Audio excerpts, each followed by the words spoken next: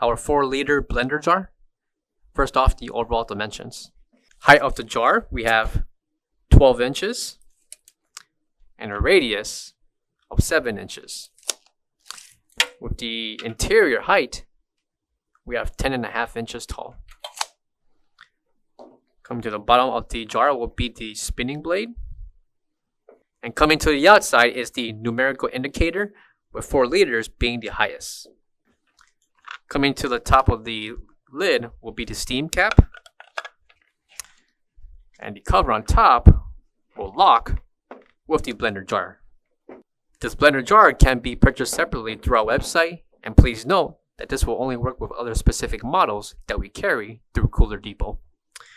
On the bottom, we have the mount, with the distance for each mount measuring 5 inches in length, also by 5 inches in depth. With the bottom base measurements provided, this blender jar will work specifically with other models that we carry through our website. For all questions, give us a call or visit our website, coolerdepotUSA.com, for more information on this product. Thank you.